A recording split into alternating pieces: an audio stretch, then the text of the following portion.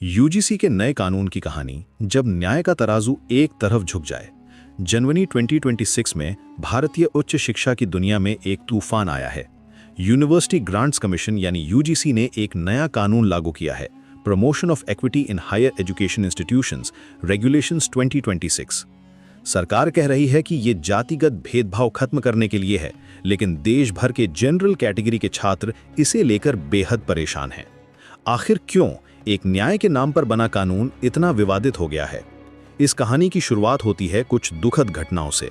रोहित वेमुला और पायल तडवी जैसे मामलों ने दिखाया था कि हमारे एजुकेशनल इंस्टीट्यूशंस में जातिगत भेदभाव कितनी गंभीर समस्या है।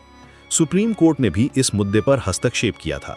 इन सब घटनाओं के बाद सरकार ने महसूस किया कि कुछ ठोस कदम उठाने होंगे, लेकिन जो समाधान निकाला गया है वो शायद एक नई समस्या का जन्म दे रहा है। लेकिन जो कानून बना है उसमें कुछ ऐसी बातें हैं जो बहुत सारे लोगों को चिंता में डाल रही हैं। सबसे बड़ी समस्या ये है कि इस कानून में कास्ट बेस्ड डिस्क्रिमिनेशन की परिभाषा बहुत ही सेलेक्टिव है। कानून कहता है कि जातिगत भेदभाव का मतलब है केवल एससी, एसटी और ओबीसी कैटेगरीज के साथ होने वाला भेदभाव, यानी अगर किसी जनरल कैटेगरी के स्टूडेंट के साथ उसकी जाति के कारण भेदभाव होता है तो वो इस कानून के दायरे में नहीं आता। ये बात सुनने में थोड़ी अजीब लगती है ना? जब हम जेंडर के मामले में देखते हैं तो कानून कहता है कि जेंडर में मेल, फीमेल और थर्ड जेंडर सभी शामिल हैं। ये एक बैलेंस्ड अप्रोच है जहां हर जेंडर आइडेंटिटी को प्रोटेक्शन मिलती है, लेकिन जाति के मामले में ये न्यूट्रलिटी नहीं दिखाई गई है।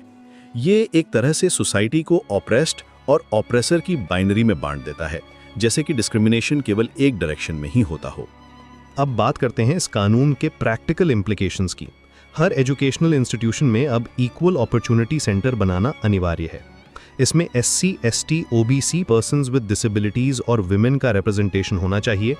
ये कमिटीज 24 आवर्स के अंदर प्राइमरी एक्शन लेने का अधिकार रखती हैं। अगर कोई कंप्लेंट आती है तो इंस्टीट्यूशन की फंडिंग तक रोकी जा सकती है। इस तरह की स्विफ्ट एक्शन की पावर काफ़ी व्यापक है। सबसे चिंताजनक बात यह है कि फॉल्स कंप्लेंट्स के लिए कोई पेनल्टी नहीं है, यानी अगर कोई व्यक्ति झूठी शिकायत करता है तो उसके लिए कोई सजा का प्रावधान नहीं है। ये एक डेंजरस प्रेसिडेंट सेट करता है। इससे ये अजम्पशन बनता है कि एससी, एसटी कैटेगरी से आने वाली हर कंप्लेंट सच है और जनरल कैटेगरी का व्यक्ति पहले से ही गिल्टी है। ये प्रिजम्पशन ऑफ इनोसेंस के बेसिक प्रिंसिपल के खिलाफ जाता है। ये कानून डिस्क्रिमिनेशन की डेफिनेशन भी बहुत ब्रॉड रखता है। इसमें लेटेंट बायस और ऐसा बिहेवियर भी शामिल है जो इक्वालिटी ऑफ ट्रीटमेंट को कॉम्प्रोमाइज कर सकता है। ये सब्जेक्टिविटी और इंटरप्रेटिव अनसर्टेनिटी को बढ़ाता है।